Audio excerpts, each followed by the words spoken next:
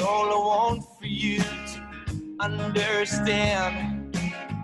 Well, sometimes I get lost and I feel so scared, but I know that you will see me through.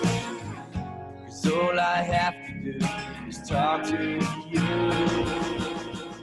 Hello, and welcome to the Invisible Injuries podcast. I'm Andy Fermo, your host and founder of Invisible Injuries non-for-profit charity aimed at bettering the well-being and mental health of veterans, first responders, and their immediate support experiencing post-traumatic stress. The stories, the journey, and the opinions are those of the lived experiences of our guest speakers, providers, and clinicians. By sharing the stories of our peers and their lived experiences, it's our aim to have a meaningful connection with our audience and also give them ideas which may work for them in their own self-care plan. If you connect or know someone that might, please subscribe to our channel and leave a comment so we can create more content for you. Lastly, there's a trigger warning here. Some of the content may trigger your PTSD. So we have links to support systems out there in the description. And without further ado, let's get on to the podcast. Hey there, you're with Andy. And today we have a special podcast which is surrounded around what's going on in the world around us at the moment. So mental health with all the COVID and all the uncertainty and fear and stress that's going around in the world, and especially in our community at the moment. I've asked people that I respect so much, the guys at the Thompson Institute, to be able to give a presentation here today in regards to mental health, and it's called Navigating Our Wellbeing. Now, for the audience of you guys that don't know who the Thompson Institute is, I'll give you a bit of a bio on them. The Sunshine Coast Mind and Neuroscience Thompson Institute was established by the University of the Sunshine Coast as a hub for world-class mental health research, teaching, and clinical services. The Thompson Institute pioneers a unique operating model that integrates clinical services, advocacy, research, and education. The result is a fast translation of research breakthroughs into education and practice, contributing to the Institute's mission to improve the outcomes for people experiencing mental illness and find preventions and cures. Opening in 2018, the Institute is already at the forefront of research for some of Australia's most pressing mental health issues, including suicide prevention, healthy brain aging and dementia, post-traumatic stress disorder, and youth mental health. The Institute and its people are community-focused and believe partnerships with government and industry and the participation of businesses and the general public in education, research, and advocacy are vital to the improvement of mental health on the Sunshine Coast and beyond. Now, I can attest to this. We're part of what they call the Alliance Sunshine Coast for Suicide Prevention. These guys are doing amazing work, and today I'm joined by Andrew Watkins and Monique Jones, both practitioners in the field. So thank you so much for joining me, guys. Thanks for having me. Fantastic to be with you, Andy. So Andrew, mate, it says here in your bio that you've been a mental health practitioner for 20 years and have done a whole bunch of research papers. What is it about mental health and your work that you find really rewarding?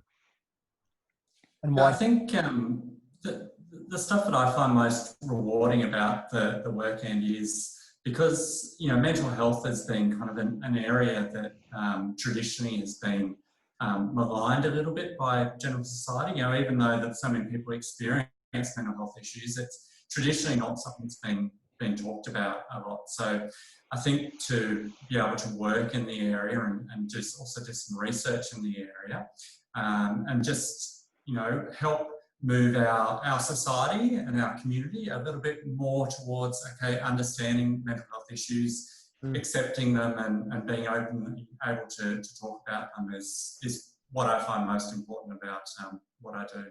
Absolutely. And thanks for sharing that. And so have you noticed in the last sort of, in your 20 years of experience that you've got in the field as well, has that stigma changed quite a fair bit? Yeah, look, I think that, over the last 20 years, and even if you go back a little bit longer, we've definitely seen substantial change. There's a long way to go. But, you know, definitely if you talk to people of, you know, my parents' generation or beyond, that the language that people talk about, you know, mental health is very different. You know, if I think about my grandparents, they always used to say that someone might have bad nerves. You'd never mention, you know, mental illness or mental health, but, you know, something like bad nerves. And we've seen that transition, and now you'll get young people and, you know, organisations like Headspace, where, you know, young people will go in and they'll say to their friends, oh yeah, no, I'm just going to Headspace, because it's acknowledged that, you know, teenage years is a stressful time, and there's nothing wrong with going and seeking support. So I think we have seen over the generations a significant change occur. Great, and that's good to hear from you know, from what you've noticed in that, you know, working that field day in, day out. Now, Monique, you've been in the industry for quite a long time as well. So, you know, what is it that that you find, you know, rewarding about being in this field? Yeah, I think the thing with working in mental health for me is walking alongside people in their recovery, and like with Andy, is trying to break down the stigma and discrimination around what it means to have mental health symptoms or a mental illness, because, you know, it's so common, and it's, you know, part of the shame that keeps people not well is the shame that keeps things hidden. So I just love working with people to see them get better, but also for them to continue and get stronger, and society change around them to support that as well. Oh, that's right. It's such an important thing there to have that connection with people, and then seeing them grow from a spot that they're in, isn't it? And there's something about that. And so, thank you so much, guys. Well, and you know, let's get on with what you guys are going to present, because I'm really excited that you know, we can really talk about navigating your well-being today. So, Andy, I'm going to leave it with you now to hook in. Great, thanks very much, Andy. It's fantastic to be able to speak to your listeners today. It's exciting. First time I've actually been part of a podcast, so this is great. But really, today we wanted to take you through and talk about. I think people spend a lot of time worrying about other people and other people's mental health, and we really want to bring it back to people as individuals and looking after our own mental health and navigating our own well-being. Yep. And really, we wanted to put this in the context of what's going on in Australia at the moment. And of course, you know, the main thing dominating all the headlines is the coronavirus outbreak. And we know, in conjunction with the coronavirus outbreak, there's been a lot of talk about mental health as well. And in this presentation, we would really love to kind of pass on why mental health is such an issue at this time. And we're going to do that in a few ways. And to start off, we're going to talk about stress, and we want to get an understanding of how stress occurs and what impact that actually has on our mental health. And if we do have an understanding of stress and mental health, that can help us as individuals manage our own stress and the associated mental health problems that come along with that more effectively. We're also going to go on to talk about the importance of self-care and how looking after ourselves can benefit others in our families and the general community. And in terms of strategies to manage our stress, worries and anxieties, we're going to present some ideas that I want to stress do not involve rocket science. So these approaches involve making basic modifications to our lifestyles and ways of thinking. And finally, we're going to present some options around support and resources of places that your listeners can go to get more assistance with both supporting their own mental health and other people's. Great, that's a lot there to be able to present, and I'm excited. So let's hook in. Great. All right. So we're going to start off, as I mentioned, talking a little about stress and other mental health issues and how they arise. So if we think about stress at its most basic level, it's our body's response to pressures from situations or life events. And what contributes to stress can vary hugely from person to person, and it differs according to our social and economic circumstances, the environment we live in, and our genetic makeup. So some of the common features of things that can make us feel stress include experiencing something that's new or unexpected, or something that threatens your feelings of self, or feeling like we have little control over a situation. And certainly with coronavirus, we can identify, quite a few things that come up that changes all of those things. So generally, when we encounter stress, our body is stimulated to produce the stress hormones that we commonly call the fight or flight response, and they activate our immune system. Now, these responses help us to respond quickly to dangerous situations. And if we think about an immediate response, take the example of, when we're driving our car and a child might suddenly appear on the road in front of us. The process that happens there isn't a conscious one. So we don't have to go, oh, there's a child in front of me, I probably should brake. I'll lift my right foot off the accelerator and I'll apply to the brake. Oh, and I probably should do that quickly.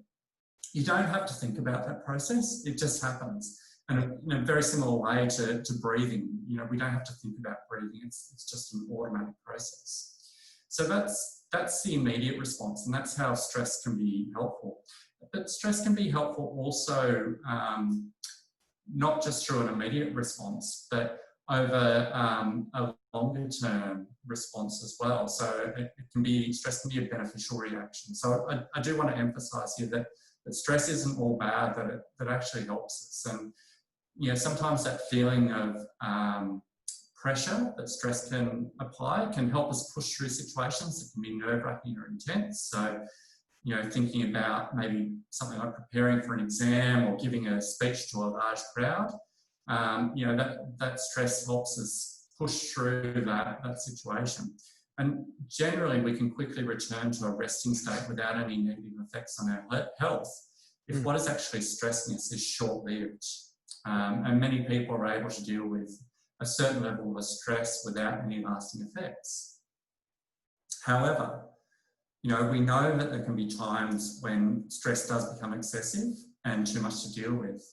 And if our stress response is activated repeatedly or it persists over time, those effects can result in wear and tear on the body that can cause us to feel permanently in that state of fight or flight. And rather than helping us push through, that pressure can make us feel overwhelmed or unable to cope. Now, feeling this overwhelming stress for a long period of time is called chronic or long-term stress. Now, chronic stress can disrupt nearly every system in your body. It can suppress your immune system, upset your digestive system, increase the risk of heart attack and speed up the aging process. It can even rewire the brain, leaving you to feel more vulnerable to things like anxiety, depression, and other mental health problems. And I'm sure, Andy, this kind of chronic stress is something that many of your listeners could associate with. Absolutely. And just sort of to summarize some of these points before we go on, if we could just go back on some of the slides there at the moment. So if we can put what you're talking about into context at the moment with coronavirus that's going on, a lot of our listeners would have experienced that uncertainty of what's happening with the actual virus, is going into lockdown and being isolated from people, not having their support systems that are out there if they're being seeing any specialists, the uncertainty of finances, when what's going on, interpersonal relationships with, family that might be in there, and some of these other, you're not getting the space or being able to take care of your health. And then again, I suppose with all this that might be happening is the bit there when you get the physical and mental health or that chronic stress of a response activated too often is like what's happened to the guys in Victoria and to some extent in New South Wales, where they've had to go back into lockdown. They've had a big stressful situation, got some of their liberties back to be only chucked into the boiling pot again. You know, if we use that sort of model, I suppose, and keep that in mind with what we're talking about, at least I think, you know, people will go, okay, this is what's happening to me now based on what's happening with what's going on.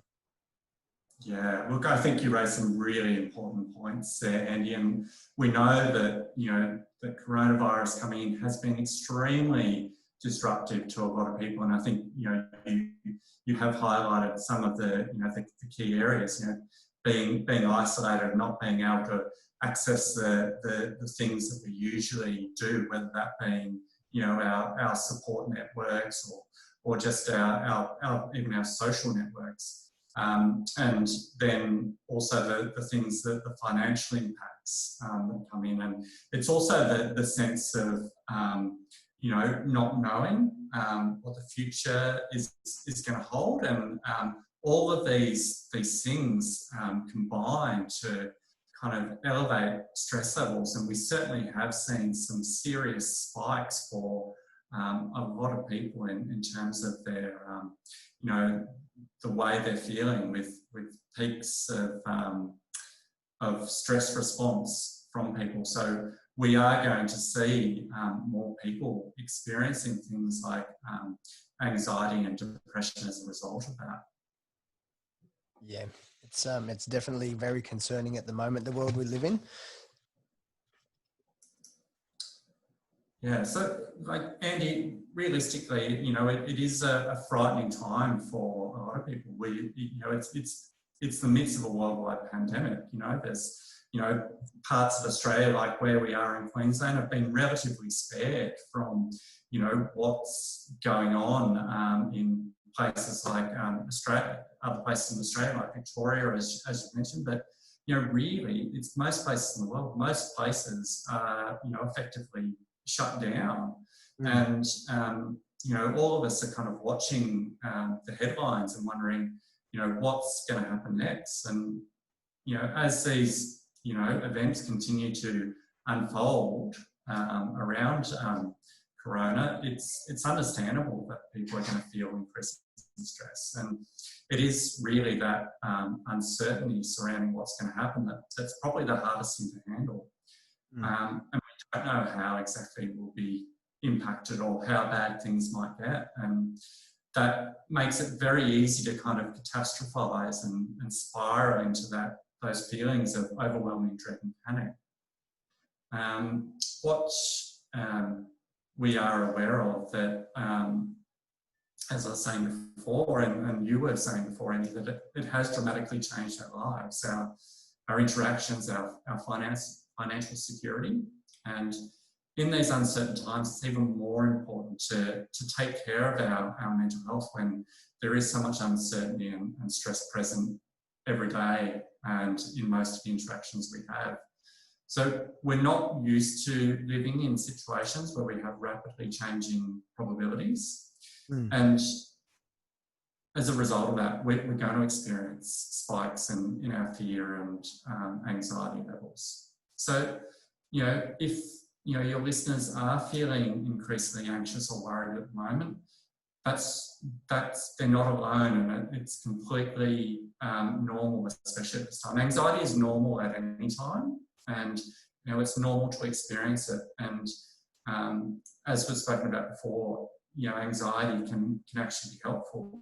You know, we've seen even in pandemics, past pandemics, research shows us that people that worry a little bit are more likely to do the things that keep the virus at bay, like, you know, maintaining their social distancing, washing their hands frequently and things like that. You know, while we know that there are some people that get a bit blasé in society about doing these things, or we get over them, and we get sick of the government telling us what we should be doing. But those people that worry are more likely to, you know, protect themselves and other members of the community by doing those little things that are helpful. Yeah. So basically, having what you're talking about is that stress can be helpful in many situations. And I suppose in this case here, not being too blasé, but not being too so, sort of overly stressed out where it just shuts us down is one of those ones about, are we going to be able to do the right thing for the greater good of myself and for the community as well? Because if I don't, we're all going to be stressed out even more because we don't know how long it'll last for. Yeah, that's right. So, Andy, it's very much like we're all going to feel some anxiety around this. And I think the key is to try and channel the anxiety that we're experiencing into action. So, getting informed, planning and preparing, and so we often feel anxious when events feel out of our control, and when we don't think we've got the capacity, skills, or ability to cope. And anxiety really tricks us into thinking about worst case scenarios in vivid and frightening detail. So instead of trying to worry too much, if we try and focus what's under our control and try and operate in that domain, then that's going to help serve us best. One of the key messages in this presentation that we really want to emphasise is that you can't completely eliminate stress, and as we've said, it's actually got some benefits. So we need to focus more on managing the stress and trying to eliminate it. And yes, I'm going to pass over to Monique to just talk about self-care and some practical strategies that help us manage those stress, worries, and anxieties. Beautiful. Thanks. So over to you, Mon. This is really important to our audience out there. She's got some really good tips that are coming up.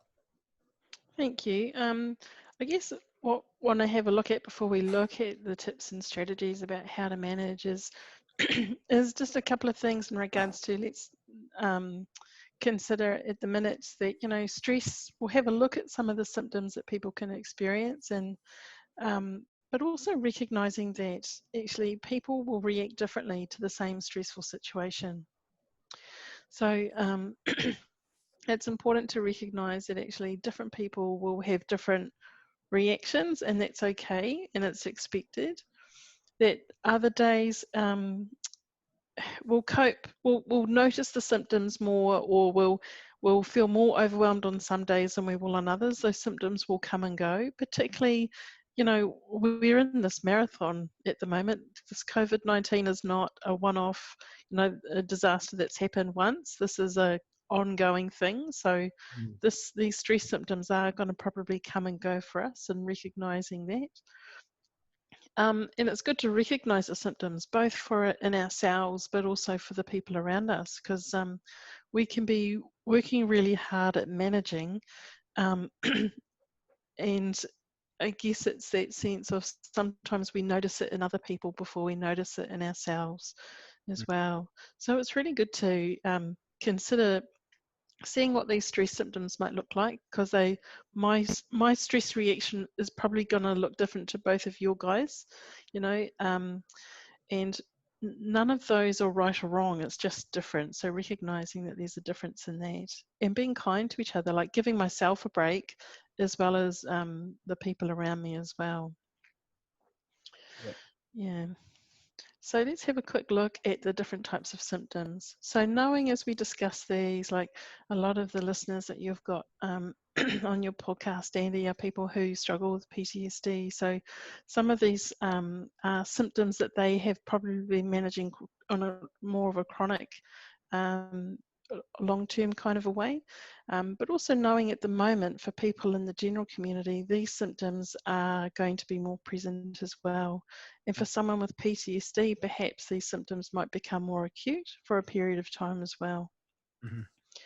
So if we want to look at some of the emotional symptoms that can happen, is that we can go through quite a range of different emotional symptoms. So certainly shock is something that can be there particularly initially. So it might have been there in the early days, or when there's new information coming to hand, like, when we first heard of how these countries around the world back in March were getting shut down. I can remember looking at the TV going, is this for real? Is this true? That real sense of shock of what's going on. And certainly like a numbness to what's experiencing as well. Sometimes our feelings can just be so present that actually we just don't recognize, or it feels like just a feeling of numbness. Yeah. And then irritability and anger can absolutely be a part of the stress response, like knowing that that fight flight response is going. That's a normal part of that getting ready to fight or flee from the danger is irritability and anger. So, but we can express that particularly in different ways with different folks. And certainly helplessness. So knowing that, so much for what's happening for a lot of us with COVID is that it's out of our control. The borders are being shut. I can't go visit my mum in New Zealand. People's have lost their jobs. There's so much that is out of our control. And things like even that loss over time with stress is that it can reduce our enjoyment of activities that we've previously enjoyed. So just noting that can be part of that stress reaction. Yep. Some of the physical symptoms that can happen with stress is that sleep disturbance is a big thing, and we know that can be part of PTSD already, but even for people suffering with stress, whether it's the sleep is disrupted, like you're getting less sleep, or for some people it might be oversleeping. The physical tension can lead to headaches, it can lead to fatigue, that feeling of on edge, like waiting for the next something to happen. And that's certainly present with PTSD, but certainly is part of a stress reaction as well. Our appetite changes, so we can either start to notice that we're not eating as much or start to overeat. And gastrointestinal problems too in the acute phases as well, in terms of constipation or diarrhea, and more chronic term things can occur in the GI tract as well. In terms of our thinking, these are really common experiences to have when we're struggling with stress. Is our concentration's impaired. Something that we've usually been able to get through is a lot harder. People may have noticed that with with their work activities potentially, or even just watching something on TV, they're less able to concentrate so much. Feeling indecisive is another one as well, that actually, I'm usually really good at making decisions, but it can be a sign of stress that we can't make as many decisions as what we used to be able to. And worry increases. Now, worry is very normal to happen when we are stressed. That's our brain's way of trying to work out what we can problem solve through to, and we'll talk more about that shortly.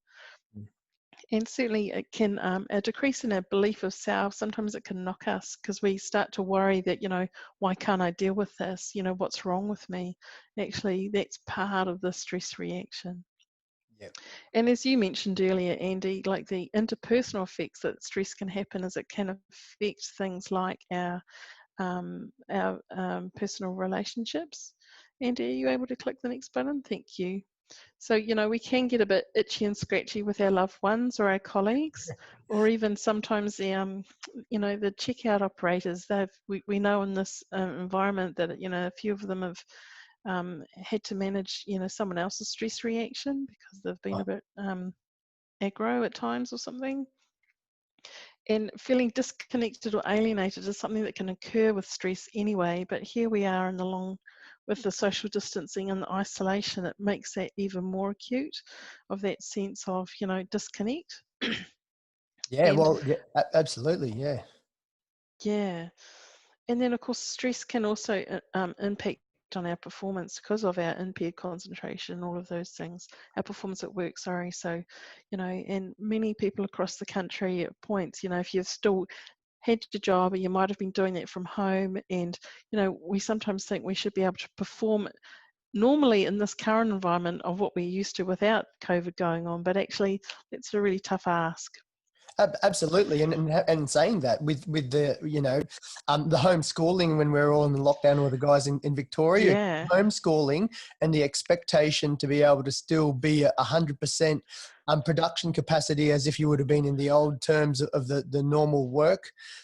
But it's been, Absolutely. and then trying to juggle that, that's a big stressful amount, just making sure that uncertainty of, am I teaching the kids enough? I'm not a teacher. Then you get irritated Yeah. with each other because you're all locked in the house together. Yep, that's And it. then the cycle goes on. Absolutely. It's really important, and it was nice to hear I was listening to one of the news networks last week, I think, and they had an article saying, the bosses start to reduce the expectation of their, employees as they're working from home and juggling, working, looking after the kids, but also homeschooling the kids, all of that stuff. It's a pretty hard ask to expect normal performance in this current environment.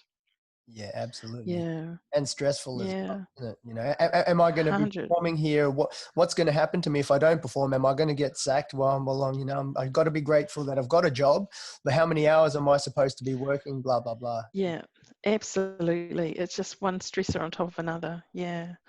So what we want to do is recognize some of those symptoms in yourself and others, and so that you can notice them to see that, okay, I need to tend to this. I need to do something about my stress levels. Because one of the things that we want to be able to say right now is that, in these difficult times, lots of stuff is happening, and we are usually in roles, a lot of people are in roles where we are responsible for other people as well. So kids, parents, colleagues, whatever it is. So we want to actually be able to do the best we can for the other people. But if we can't look after ourselves, we actually run out of gas for ourselves, so we can't actually help the people that are also in need. So what we want to certainly encourage is knowing that actually self-care right now isn't selfish. And one of the things that we have heard a lot on flights, not that many of us have been on flights for quite some time, is in the event of an emergency, oxygen masks will drop from the ceiling. Fit your own mask before assisting others. So we need to look after ourselves so that we can effectively help others in these times. Oh, absolutely. And I mean, even if we're not traveling, let's share this as much as we can, because then that way that message gets out, That's it. Yeah. self-care isn't selfish at all. No, it's really important. We've got to look after us so that we can give to others. Yep. Yeah. So what we've got next is this little we've called this our wheel of well-being, and these are foundational things that when life is going really well, we sometimes don't tend to give them much focus. But actually, in times of stress, we need to be really proactive with these things. And in the current environment with COVID too, even more important. So what we want to do is have a look at these things just really briefly. So when we think about these foundational activities, sleep is a really important piece that we can't underestimate. And I know that, someone struggling with PTSD already has some sleep disturbance that happens. For someone who doesn't have PTSD, even in these current climates, sleep is likely to be somewhat disturbed. So considering using some tips and strategies to try and get as best sleep as possible. So things that can be really important with that are like keeping a really good bedtime sleep routine, getting your body used to getting ready for bed. But the most important one is getting up at the same time. So allowing your body to sort of try and maintain some sort of body clock. If sleep is disturbed in the middle of the night in regards to whether it's nightmares or worries, is utilizing strategies that can help reduce that sensory overload that can happen. So using things like nice smells or listening to nice peaceful things, and looking around you, keeping you in the here and the now versus getting pulled away with worry or with memories and things like that. A routine through the day too is really important. Keeping a routine going so that you've got that purpose going through, that you've got time for things like some of the things we're about to talk about, but also it helps that physical and psychological well-being, keeping up a routine.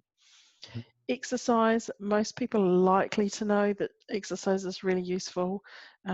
It's really good for our mood, a good 30 minutes of moderate exercise, moderate level intensity, but even low level intensity is also can be really useful. It's really important in terms of stress levels. It can help reduce the tension that's built up in the muscles from the fight or flight response. Nutrition, the comments I guess I want to make in here is in regards to being mindful of what's going in. You know, we know that a well-balanced diet is really helpful. So just be mindful about reflecting on what's happened in these current climates in regards to your nutrition and your diet. And that includes not just food, but even things like caffeine and alcohol. So knowing that actually, you know, alcohol sales have spiked, and that alcohol is something that people do use as a stress relief, but it's really important to know that you know, alcohol is a depressant, but also as your body metabolizes it, it actually fires up that physiological response as well. So it actually doesn't tend to help us, even though sometimes we think it does. And caffeine as well does the same. Our social connection is more important than ever at the moment because we've taken so much for granted, I think. But being able to try and keep our social connections of what fits for me. So my level of social connection will look different to other folks, but it's around that meaningful connection. So whether that's over text or face-to-face with using your social distancing measures, whatever that is in terms of, it's important to keep that going. And I know that, you know, it can be something that can be, when we're feeling disconnected, it can be even harder to try and do, particularly in the current environment, so even more important. And the last one on this list is meaningful activity. So having something that you can really put some purpose and focus into, and knowing at the moment there's been a lot of people, particularly I think the rates here on the Sunshine Coast has been a bit higher with loss of jobs because of the huge hospitality industry and things. But, you know, it's important to try and engage ourselves in something that's more meaningful. So it could be about, you know, trying to find, you know, a new way to do your job, or it might be around those connections that you have, or volunteering somewhere, whatever it is that gives purpose and meaning, in because that's going to look different for different folks. Absolutely. So just, yeah, brief message of those are really important pieces to consider. And so we just want to look really briefly now to ways of managing worry. So knowing that worry is really normal for us. When we're stressed, it's our body's way of trying to, or our brain's way, sorry, to try and resolve, how can I get through some things? And at the moment, there's a lot of stuff that's out of our control. We can't actually change things. So it's about how do we manage the worry when we're getting caught in it. So here's just a few tips and strategies in regards to these. So on one hand, we've got the physical exercises. So being able to reduce our physical tension can help reduce that physiological system that hopefully can help reduce the worry as well. So we've already mentioned exercise, so a really good way of trying to de-stress the body. Breathing practice. So when we are stressed, we tend to overbreathe because our shoulders go up, we're tense, and we breathe here from up and inside our chest rather than down into our tummies. So learning to practice slow breathing actually changes our physiological system, and it can really help change and help us feel more relaxed. Relaxation training talks to different muscle relaxation exercises, so things like progressive muscle relaxation. So being able to, there are exercises that go through from the tip of your toes to the top of your head, tensing and releasing your muscles, and that can take out, you know, residual tension. So being able to reduce those can be really useful. And of course, I've just touched on reducing substance use. Just be mindful of how much you're using with that, because that's not going to help. It's actually, yeah, it feels like it can, but then actually it actually can make things worse. Comfort drink, comfort food, you know, let's go out. I need to feel better about myself. And It is, and then it creeps up pretty quickly, doesn't it? In terms of those little things like drinking more booze, eating more food, or not the right foods, and the snowball effect happens. Yeah. And on the thinking side of things, I guess it's some of the things that we wanted to sort of suggest is watching out for how much COVID-19 content you're watching, particularly as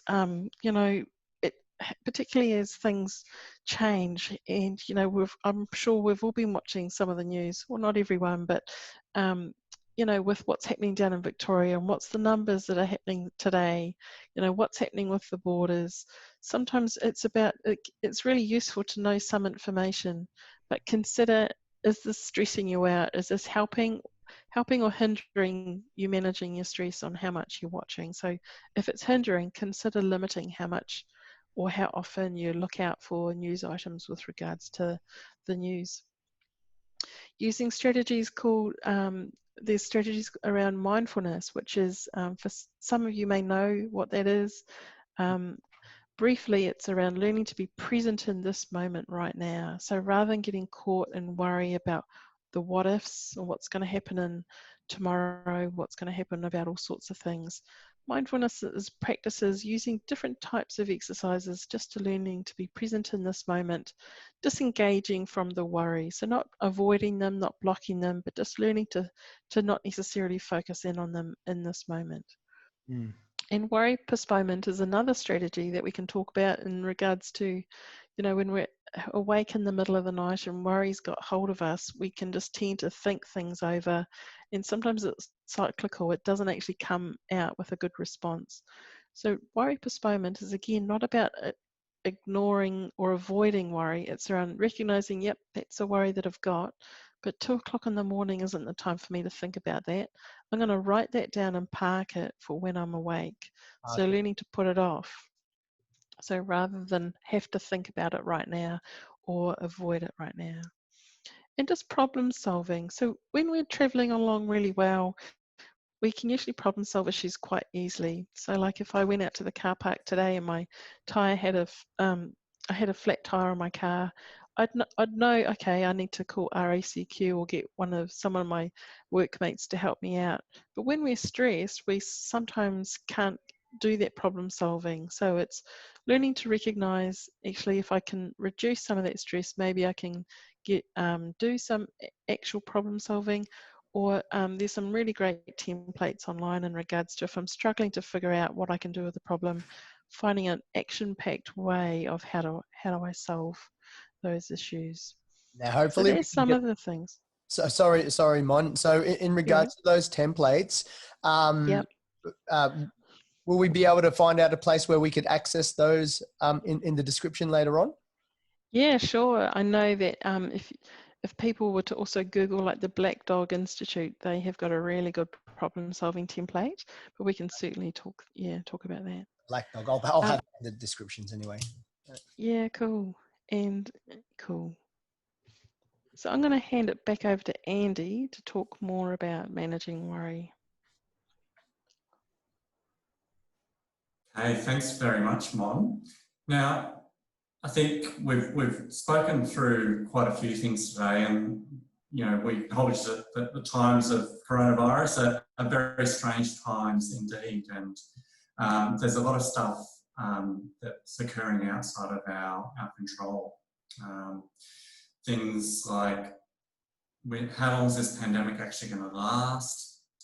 How are other people going to behave? What's going to happen in our community? So there's many things that are tough to accept, and so many of us have responded by endlessly searching the internet for answers or mulling over different scenarios that might happen. But as long as we're focusing on questions that have unknowable answers and circumstances outside of our personal control, this strategy is not going to get us anywhere, except for feeling drained, anxious, and overwhelmed. Now, I want to introduce some of you, and this will be a recap for others. Anyone that's read The 7 Habits of Highly Effective People by Stephen Covey will probably recognise this circle of influence, circle of concern, but I think it's a really nice way to recap some of the things that we've been talking about today, and just moving from a theoretical idea into a practical basis of, you know, how can I put some of these things into practice. So just to explain a little bit more about what the circle of influence, circle of concern is. So if we start off with the bigger circle, the circle of concern consists of a wide range of things that we are as individuals concerned about in the world. So everything you would include inside this circle is of concern and matters to you. And if it doesn't matter to you and it's not a concern to you, it's not outside that circle, and you probably don't even think about it. Now, the challenge with the circle of concern is that you start to realise that some of the things, and maybe even many of the things that you're concerned about, are actually outside of your control or your area of influence. So within the circle of concern, there is something called the circle of influence. And the circle of influence are things that, yes, you are concerned about, but they are also something that you can do something about. So, you know, if we think about this, and I'd really recommend this as an exercise for your listeners to do at some stage, because, you know, if you get this stuff down on paper, it actually makes a really big difference compared to just thinking about it in your head. So, you know, a little bit like what's on the screen with the picture of circle of influence and circle of concern, is to actually, you know, take a large piece of paper and draw your circle of influence. Sorry, your large circle of concern and a smaller circle of influence, and actually start writing down things that you can control and putting it in the small circle. You know, and examples might be, you know, things like you can control your attitude, you can control your work ethic, you can control how you treat your family, how you manage your finances, and so on. And, you know, many of the strategies that Mon has talked about, you know, for a lot of people, the majority of those we're going to be able to control and choose if we do them and when we do them. But then we also want to think about that larger circle and think about the things that we actually have no control over. So, you know, the coronavirus, we don't have control over whether that exists in our community or not. We don't have control over what the state of the economy is as a result of COVID, and we don't know, we don't have control on when we're going to be able to, you know, live our lives under those normal conditions again, where we don't have to worry about social distancing, and we can go interstate or overseas to see our loved ones. So the idea is to do this exercise, and then once you've done it, sit back and have a look and, okay, well, what's actually in my circle of influence here? What can I actually control? And really bringing back and focusing our time and energy on those things that we can control, and not spending as much time outside of that circle of influence, because the time that we spend outside of it is really going to, you know, drain our energy. We're going to worry about stuff that we can't actually do anything about it. So the more that we can focus in on that circle of influence, the better it's going to be. And, you know, something to, you know, help remind us of, you know, if we do this exercise and then think after, like, what have I got control of, what I haven't, is something called the serenity mantra, who most of your listeners will have heard in some form at some stage. But the serenity mantra goes along the lines of, you know, to have the serenity to accept the things that I cannot change, to have the courage to change the things I can, and the wisdom to know the difference. And I think if people can, as best as they can, try and adopt that and operate as much as they can in that circle of influence, that will have immediately have an impact on how they feel and their mental health and their stress levels. Now, it's really important, and we have emphasised during this presentation, but I really want to make a point of it again, that it is completely to feel, it's completely normal to feel overwhelmed or stressed, as you know, generally in everyday and the everyday stresses that we experience, but especially at this time during the corona outbreak. And it's important that we acknowledge our feelings of distress, and that reaching out for support at any time, but especially now, is something that is good, and acknowledging that, you know, that we're not 100% coping, because rarely are any of us 100% coping all the time. In fact, no one 100% copes all the time. And we need to acknowledge that sometimes we need support more than just our own self-support. And I guess the first step always is with support is to look at your existing social support networks that you've already got created, and use those. Sometimes though, the support we need is going to have to come from outside our existing networks. And if you do want or need to speak to someone else, please do so. It's 100% okay. And you know, there's lots of options in terms of, you know, gathering some, you know, professional support. And for a lot of people, our general practitioner or GP is going to be the first stop there. I mean, a GP is someone that oversees our entire health, and we don't want to forget that this includes our mental health. You know, they can talk through some of the basic concepts around mental health with us, and they're also a great channeling point to reach other practitioners and mental health supports available. You know, they have good knowledge there, and they're also well supported to do that. So if you've already got an established relationship with a therapist, you know, in times of acute stress that might be coming up at times like corona, it might be a good time to reconnect with them.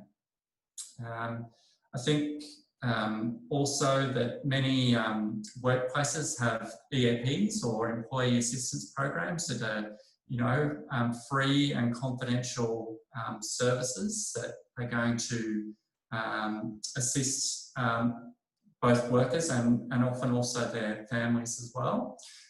And I think it's really important to point out, hopefully everyone in your audience is already aware of Open Arms, which is what was, I think, formerly known as the Veterans Counselling Service, have gone through a change, and it's now called Open Arms, and the numbers there on the screen, and they provide you know, a wide range of telehealth and face-to-face counselling options to support mental health and wellbeing of both veterans and their families. Mm-hmm. And I think also, you know, Lifeline is also worth mentioning, because it's a great 24/7-hour crisis support line. And I think Mon was talking about, you know, worry postponement there, where if you have something come up at 2 o'clock in the morning, you know, write it down, try and deal with it when you're awake. But, you know, if that's not working, you know, Lifeline is, you know, as I said, 24/7. So you can, if it's stopping you from getting back to sleep and you really need to talk to someone right there and then, Lifeline is a great option for that. I will go into a little bit for people like me who are lucky enough to live on the Sunshine Coast, to talk about iHelp. So iHelp is something that's available both on the web and an app, and it provides a range of mental health support and suicide prevention services across the Sunshine Coast. iHelp's been created by the Thompson Institute's Alliance for Suicide Prevention, and it's gone through a lot of community consultation and identified you know, a lack of understanding that was going on with what help was available mental health wise in the Sunshine Coast. And so it's got this fantastic app and website now where it's really easy. You can grab at your fingertips,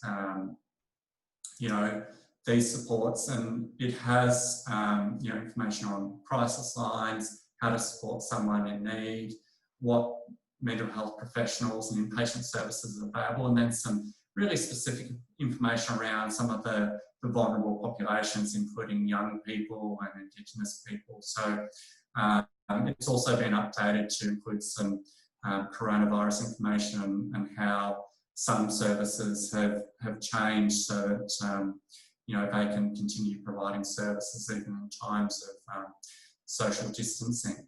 So Andy, that brings to a conclusion the formal part of our slides. So we can jump into some questions and answers if that suits.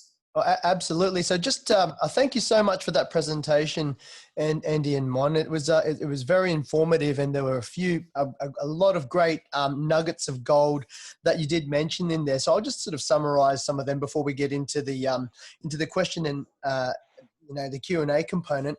What I really liked, and I think I'd be able to do this on one of our social media things as well, is the circle of concern. So while you were talking about the circle of concern, I put a couple of these ones on there, and it's not hard to be able to write them down. And I think that when you do write it down and actually have it, and you take it from that thought in your mind onto a piece of paper, it can be comforting in that way to go, hey, look, these are the bits that I really can't control. But if I can control those things, like what you were saying, my attitude, yes, it's this isn't the best situation at the moment, but I'm going to make the most of it. Changing the work ethic to going, hey, look, I need to be able to homeschool my kids. I'm not going to be 100% productive at the moment having to do that, but I am being productive, and that's a good thing, isn't it? I'm going to try and minimize the excess booze or substances that I've been taking because I've been feeling stressed out, and maybe go for that half an hour walk instead. Walk the dog and spend some time with my kids, when they're going troppo within social distancing rules, wherever you may be, because the restrictions are changing all the time. All those little things are great. Now, you did mention those three things before, and I did mark it. What was that bit there of the quote that you said that you can have? There was the 3 points. It was based on a quote around that circle. I was trying to write it down. I will find it. So is that the Serenity Mantra? Yeah, the Serenity Mantra. Yeah, can you say that again, please?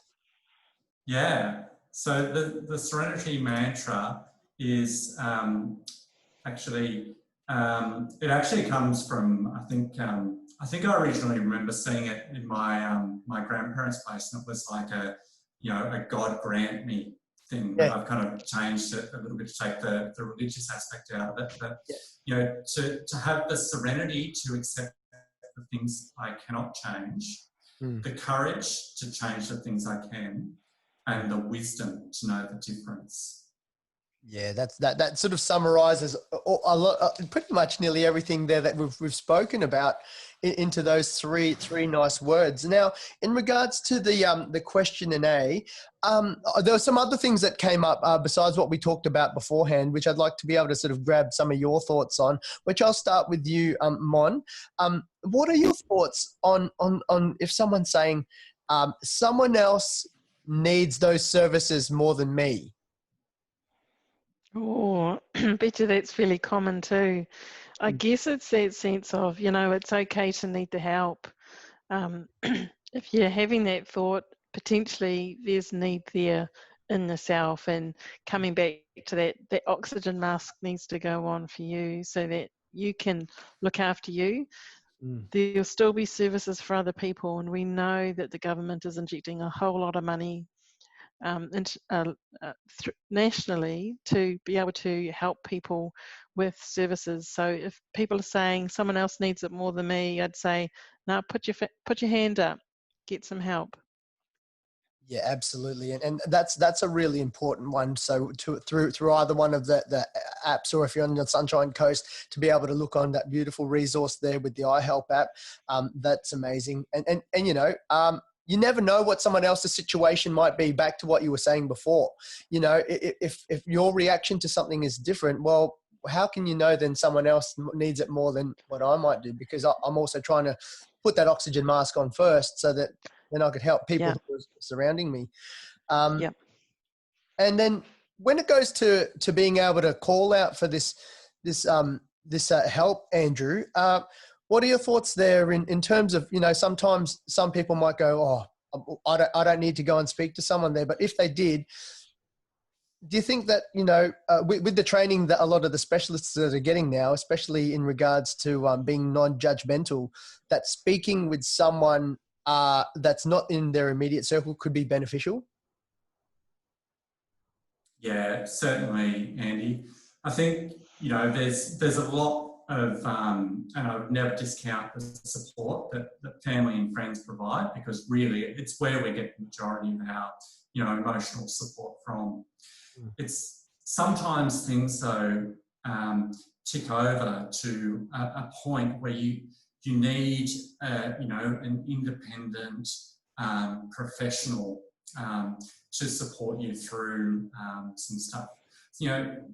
We have to acknowledge that everyone as individuals, we have our own kind of needs, desires, expectations. So when we speak to our family and friends, we also have a hat on that is, I'm your brother, or I'm your son, or whatever it is. And as mental health professionals, we know, and my personal experience is trying to counsel or support relatives or friends often it's very different. And I find what I can do at work, I can't do with family and friends, because of that close connection. And so having that person, having a professional that's independent and doesn't know you, is really something that is, I think, very beneficial and vital. So there's a place for family and friends support, but there is also a definite case of where you want to step it up and go, I'm going to seek professional help with this matter. Absolutely. And it could be discreet as well. It could be, if you're sharing some of your concerns that are really bogging you down, that may be some of those things of the areas outside your concern, but it's all coming in, instead of actually going, well, I'm going to feel embarrassed to talk to someone about this. If you don't know someone, it might be easier to actually get that off your chest and go, hey, they're not going to judge me for whatever it is, for whatever reason. I'm coming to them for help because I'm concerned about a few things. And I think that, that's got a level of productivity and moving forward than having the hat on and going, well, what's going to happen if I did say this, Yeah, definitely. And coming back to what was being said before, with seeking out support and someone thinking about someone not being more unwell or more needy, I think it's really important that you don't have to be at a point where you think, like I've got an illness or I've got a serious problem. When we talk about professional help, what we're talking about is an independent who's an expert in an area. It's not stating that I've got a massive problem and need to see someone about it. These things can be very small, and in fact, what we find is that if people come and seek help earlier, for small things, it can nip in the bud, something that could become bigger later on. So. I can't emphasize enough how important it is for people to, seek out support earlier. Prevention is better than cure in that instance, isn't it? Really, and sometimes Dr. Google is not going to give you that right answer there. That a professional that's been trained into being able to do that, and there is a lot of support, especially the government's injecting a lot of money as well into being able to do.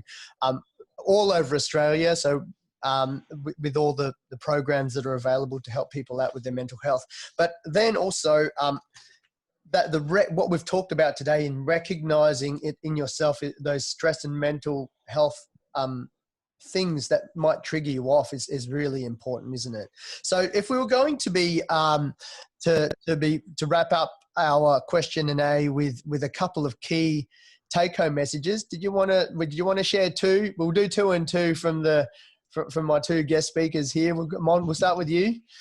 What would be your 2? My 2. Recognizing the symptoms is really important, so you can do something with them and be proactive, and being kind to yourself and to others as you progress through this. It's really normal and it's okay, and there will be days that people are struggling on different days. That's okay. Go with it, be kind, and do something about the symptoms. Don't delay. Yeah, until the snorkel and the water's gone down and you're bubbling. That's right. Yeah. Episode of Bondi Rescue. Okay, no worries, but we could go down that run. And what about you, Andrew?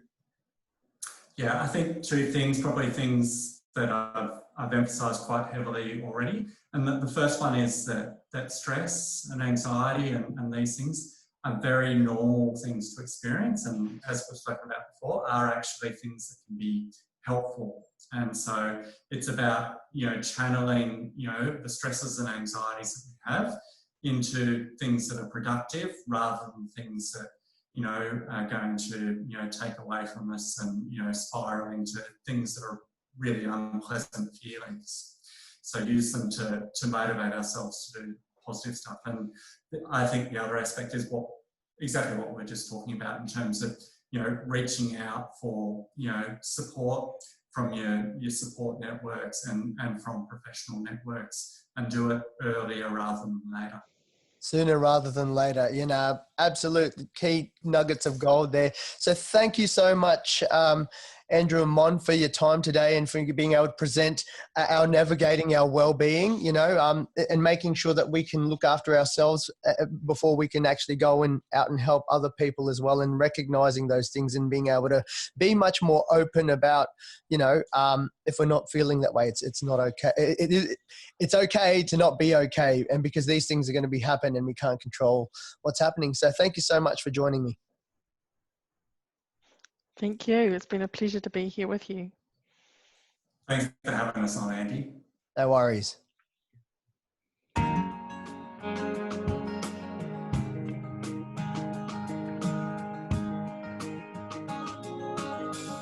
Well, all I want for you to understand, from this day on I'll try as hard as I can.